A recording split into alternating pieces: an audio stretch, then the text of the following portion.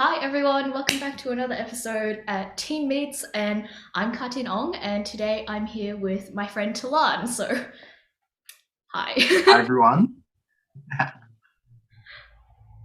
So, my name's Telaan. I'm 16 years old. I'm from Sydney. And just recently, I've started working into the space of kind of like digital journalism. I've made my own new website slash blog. I've been publishing blogs about the coronavirus situation in Australia. And um, I'm really excited to be here today to talk with Carton. Thanks so much for coming here today, Talan. So today's topic is basically going to be a combination of two main things that I wanted to touch on. So, firstly, that's kind of a bit like racism and kind of racial diversity in Australia specifically, and also kind of the sense of belonging in a Western country. So I'm full Chinese, but I've grown up and lived in Australia. So I wasn't born in China. I don't speak Chinese, etc., like that. And I felt a bit of like a disconnect between being a person of color but growing up in a Western country. And Talanis had a similar experience to me, so I thought we'd come together and have a little talk about it. So I'll leave the ethnicity introduction to Talan because he'll know better than I do how to explain it. Yeah. So, so having met at the wonderful UN Youth Organization, so the Model United Nations in nationals in Australia. So me and Carton both come from very ethnically diverse backgrounds. So I'm part Sri Lankan and part Dutch. So, there's obviously the European influence and the Asian influence there. And then I was born and raised in Sydney. So there's like the three sides all pulling at each other coming. Yeah. Yeah, that must be interesting, actually. I mean, since I'm like 100% Chinese, I haven't really had the sort of not only identity from two halves of my genetics, but it was mainly just like where I grew up on versus like the family that I was raised in. So tell me a bit about growing up part Dutch, part Sri Lankan in a completely different country. Well, yeah, it's very interesting because although in Australia there's a lot of communities, there's a lot of multicultural communities. It's not; those are both not the biggest communities. It's not as big as the Lebanese community or the Chinese community, or there's a lot bigger communities out there, and there's definitely little microcosms of it all over Sydney and all over the country. But I think it's definitely an interesting experience because one thing I always remember is I never got brought up with the language. There was certainly some food, but there was never the language. And that was something I had to come myself. I had to come to the table myself and say that I wanted to be connected. And only just in the past year or so, I've started to learn Dutch. In my own time, and then I've had to integrate that into my school curriculum so that I can kind of like make up for lost time because I never had that connection growing up where, and I still don't have that language connection to the Sri Lankan side of my family, and it's just kind of like you don't have as strong of a connection to the foreign culture, but then you also have that really interesting disconnect from Australian mainstream culture, which is still very Eurocentric in some ways. So it's a very interesting experience.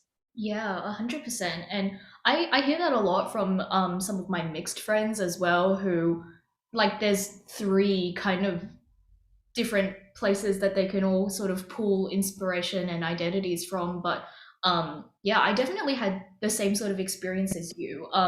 My mother's family immigrated to Australia when they were quite young. So they grew up in Australia, and all of their children, all of my cousins have grown up in Australia too. So even though like ethnically we're 100% like authentic Chinese people, there's definitely not that sort of cultural link that a lot of my other Chinese friends have. Like, I can't speak Chinese. I can barely speak and understand like my family's dialect of Hakka.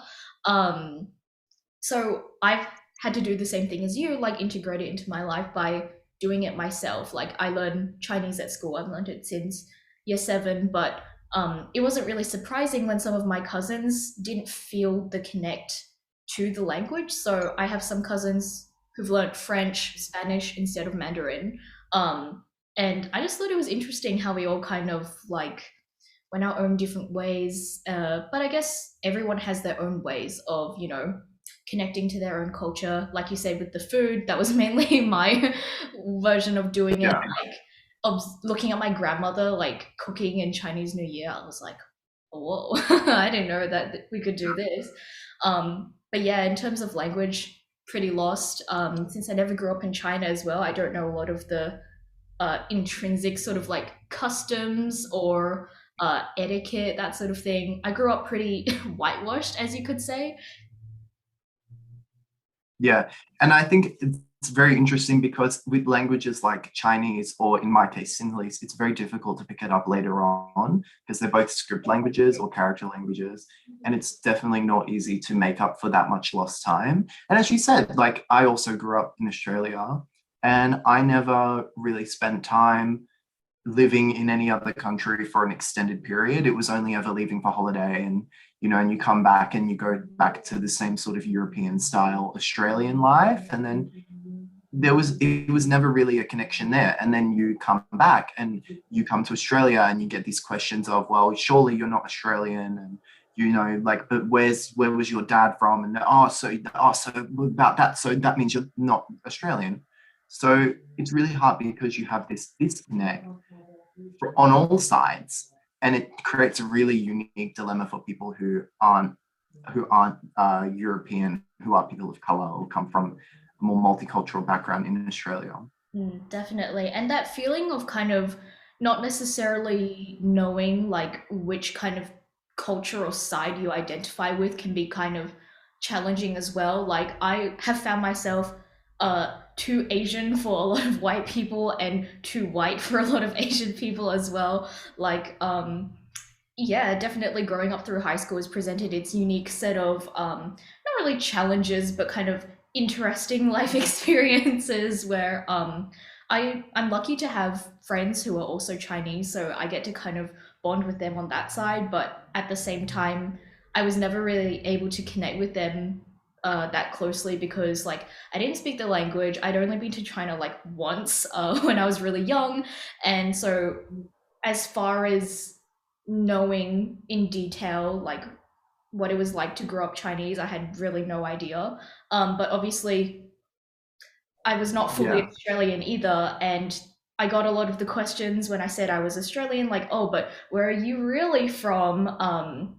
Was definitely a common experience growing up, especially in primary school, and that led to a lot of struggles about identity and like I didn't know if I counted myself as fully Chinese or Australian and that sort of stuff. yeah. Because I think one of the major relics of very European policy, and for example, the White Australia policy, it still remains today that the global image and our own domestic image of what is an Australian, you see it still in TV and media on major channels. You see still a lack of representation of Indigenous people, people of color, people of different backgrounds. It's still that when you think of the Australian teenager, you think of the blonde haired, blue eyed, white surfer boy. And that's the way that you think of it. So when you come to the table with something that's out of the box, if you're female, if you're queer, if you're disabled, if you're a person of color, you come and you are pushing the envelope of what it means to be an Australian or what it means to be ethnically Australian, because in reality, we are on stolen land. The only real Australian is an Indigenous Australian when you come to think about it. So everyone has come to this country at some point. We are not a country with an ethnic group. We are, yes, we've had a very European colonial history, but in 2021, anyone is an Australian as long as they have in their heart that they are an Australian and they have the citizenship documents to prove it. So I think that there's a lot of shifting that could be done in the national psyche of what is an Australian. Wow, you put that perfectly, honestly. I don't really have anything to add to that, but yeah, 100%. And just touching on something that you briefly mentioned as well, it's really interesting to hear what you said about we are pushing, the kind of definition of what comes to mind when you think of a typical Australian, which is, that sort of white, blonde hair, blue eyed type of profile. And that is a result of, well, long history of colonialism, racism, but also representation. And that brings me to the question, like, do you feel like properly represented? I know a lot of people are like, that's an instant no, but do you think that we're kind of getting better in terms of, representing those marginalized communities that you mentioned? Yeah, I think that we're definitely making some progress. I think that definitely the national broadcaster has done a lot of work to make sure that there's the ABC channel and online space. There's been a lot, and as well as SBS, there's been a lot of work done to make sure that more types of people are represented. But still, I think that a lot of the media that we export, such as shows like Home and Away or any other kind of Aussie drama on Channel 7, 9, or the Channel 10, that it's very much based still in a very European set of values. And if you walk into any Australian school in one of the big cities, maybe not so much in the lesser developed cities or in a regional centre, but definitely if you walk into a Sydney public space or a school or anywhere, you see there is a lot of different ethnicities, different colors of skin, different people, different dresses, and I think that there's still a lot of people out there who can't handle that, and they're still pushing against it.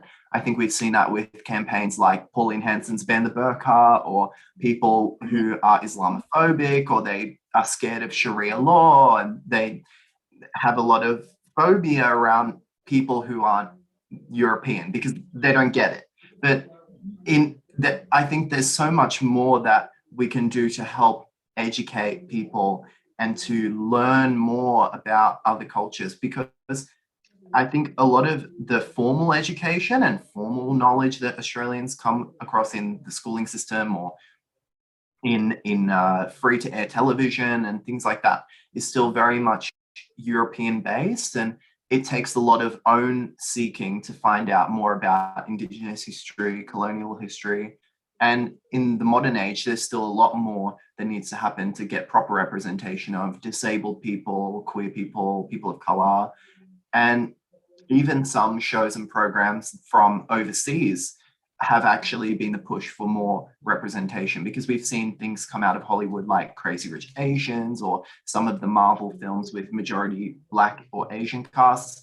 And that's had to actually push the Australian media to innovate and to catch up and to reinvent their character sets.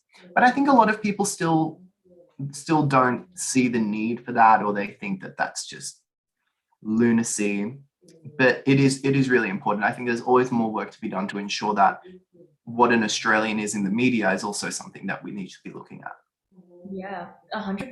I totally agree. I think obviously we have, you know, come a long way since that very Eurocentric sort of representation in media, but at the same time, we want to get past, I see some people and it's pretty clear that the only sort of Asian media that they've consumed is Crazy Rich Asians and Yeah. a Chinese restaurant in Northern Beaches or something like that.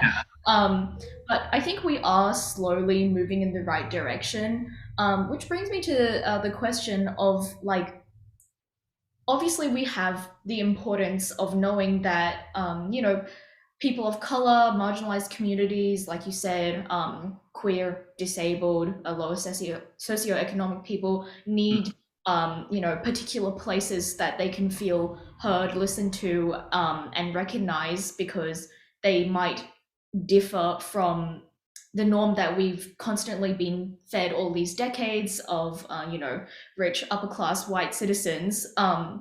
We have that importance of needing those spaces, but how do you think we can implement them or sort of, help to reform spaces that are generally kind of white dominated?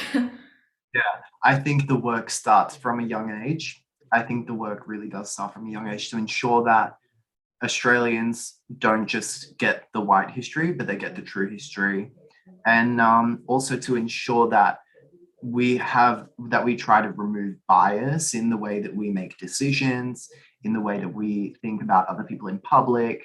I know that there's still a lot of stigma against Indigenous Australians, a lot of generalization, stereotyping, and that goes for any kind of marginalized community in Australia, because Australians love to bully and Australians love to have an opinion about other people. And I think the way that it starts is it starts young. It starts in making sure that even in student government, student councils, in youth parliaments, even in, as we both have been a part of Model United Nations, ensuring that people who are picked to represent young communities and to kind of symbolize young communities are not just the blonde, blue-eyed white people, and that we go beyond that and that we include any marginalized community to ensure there's proper representation, because it is 2021.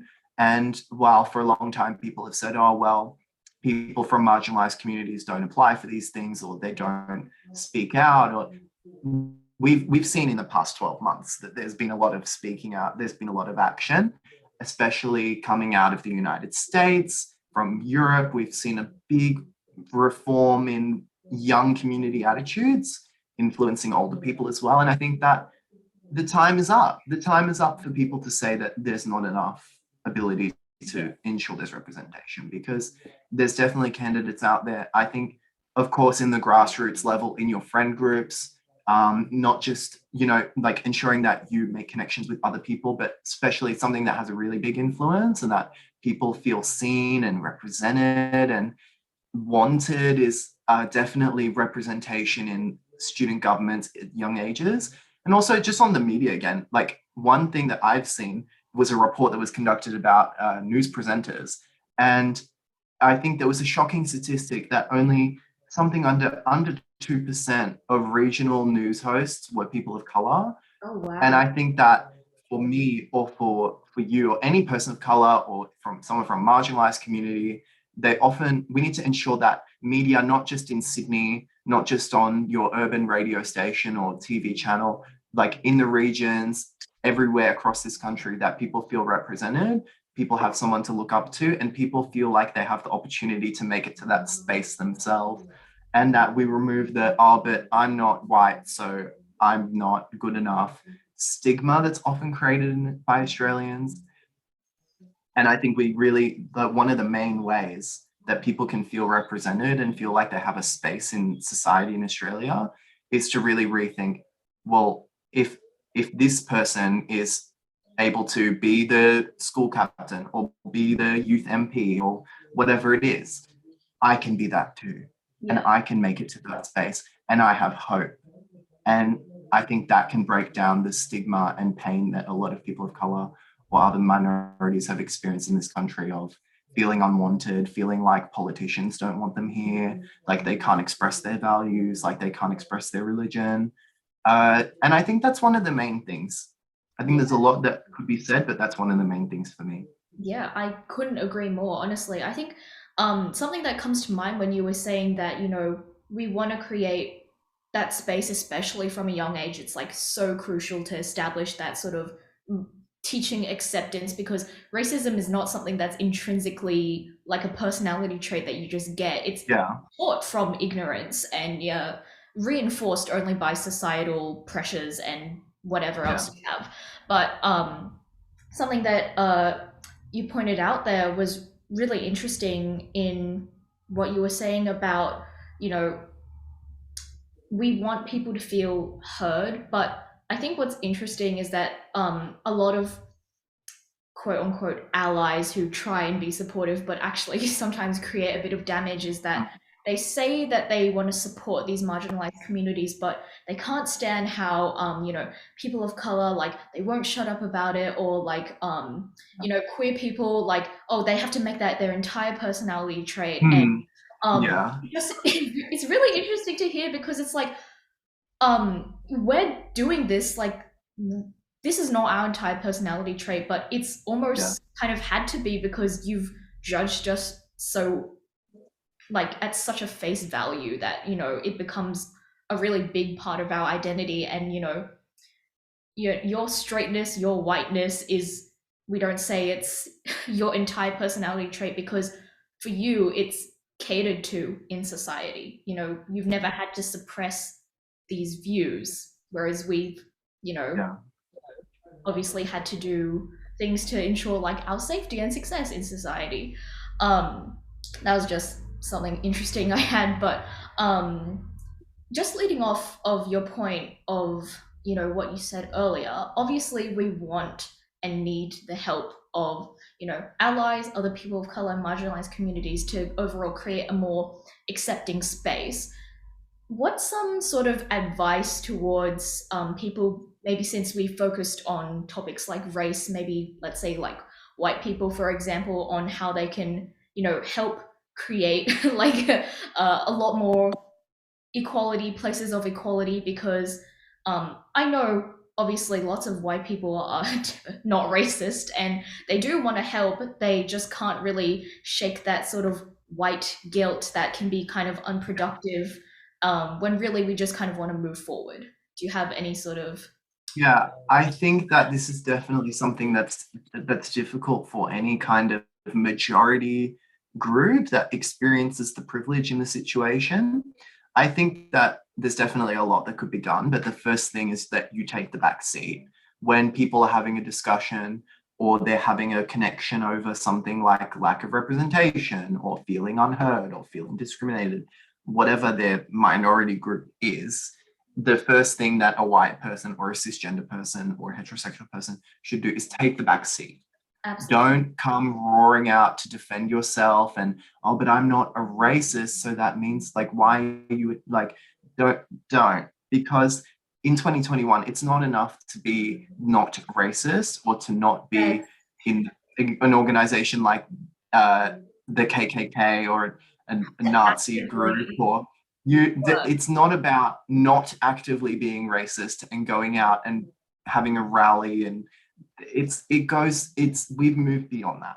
I think that one, discussions about white people having discussions about whether racism exists is completely unproductive, because it does. All sorts of discrimination exists in our country, in our world. It's everywhere. It's at the local level, national level, governmental, legal. It's Totally. everywhere. We've seen it. And I think the thing now is about the casual instances of it, casual racism.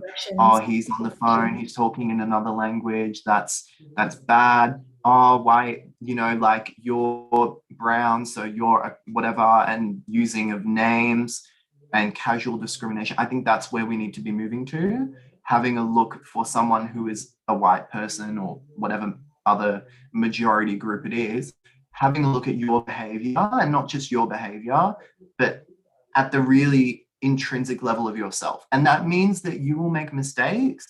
You will not always be rewarded for that, or for you might seem like it's not worth it, but it is. And that's the next step for society, in my opinion. And as well, also that even if I'm preaching that I'm the most anti-racist person, it's about the people you follow on Instagram, the content that you share, the friends you have, whether you stand up when your friends or family say something that's derogatory or discriminatory. That's the real moment, because that's when you take it from you and you spread it and you make actual change, because it's not just going to you anymore. You've changed other people's opinion as well. And it doesn't necessarily have to be confrontational, but I think definitely when we go out and we bridge out and we reach other people is when we make the change. And Yeah. I think you can't just not be a racist anymore or not be homophobic or whatever it is. You have to actually go anti, you have to educate yourself as a white person, heterosexual person, cisgender person, able bodied person. You have more ability to be heard than any other minority group. And that is what they're calling out for. They want you to be educated. They want you to speak up and they want you to use your voice, because you are the key to having those people be helped to make progress and to form a coherent society. And I think definitely education and speaking out are the two main things that I would take away from that. Yeah, absolutely. I cannot stress the importance of what you said in the beginning of just take the back seat. Hmm. In the nicest way possible. It's not about you, and to be honest, sometimes Yeah. we're not looking for your opinions in these matters. Something which I think was such a clear example, at least personally, that kind of encapsulated a couple of those topics that you touched on, of casual racism, like those sort of microaggressions, the normalized culture of racism, and also sometimes privileged people sticking their business where it's not needed or valued, is on TikTok. That sort of whole like cat eye, like Asian fishing. Appropriation. That's Yeah, something I forgot to say. Definitely yeah, like appropriation is another big point. Asian fishing sort of thing. Like they are so quick to kind of jump and attack a creator for, oh, you're Asian fishing, you're not meant to draw your eyeliner like that, you're meant to do your makeup like that. But it's not really your place, I guess, to say. Like, Yeah. obviously, if it's kind of obvious, like, sure, I guess, it's fine to point it out, but, they don't really take into consideration, like, the feelings of the people of color who are actually being offended. And I think also something which a lot of people consider sort of like a harsh truth, but I think at least it rings true, is that if we are, as like marginalized communities, are pointing something out that is very clearly offensive to us, or like we don't enjoy that behavior, and your immediate response is to be offended, you are part of the problem. If you shouldn't need to feel the need to defend yourself if you were not doing the harmful action in the first place, if that makes sense. Yeah.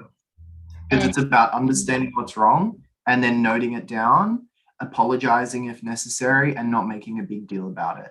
And I exactly. think one of the most prominent examples is things like pronouns or words or things that just cause people to be upset. If someone says, hey, that's not okay, don't say, oh, but why? And that's ridiculous. And this is too politically correct.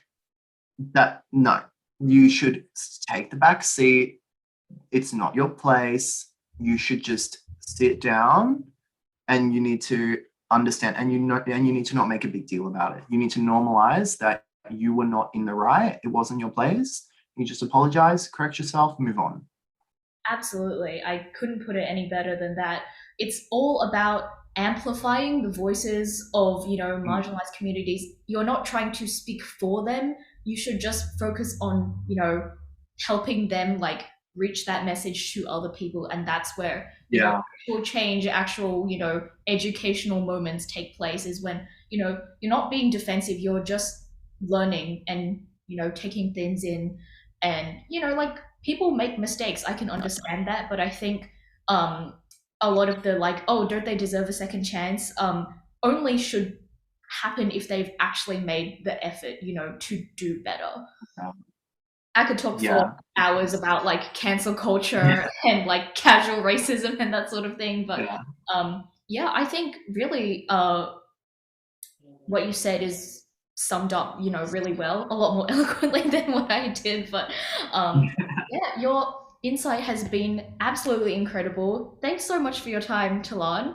And Thanks, Martin. It was really hopefully enjoyable. we will come back again talking about um, other things. And So much more to talk about. there's so many things we could talk about. So thank you so much for watching, everyone. This was another episode with Teen Meets. And thank you, Tulan, for coming along. I will put his blog in Dutch/English underneath in the bio so you guys can see it whenever you want to. You should definitely check it out. It's very, very well put together, very informative. And yeah, Yeah. hopefully you'll be seeing Tilan around more frequently.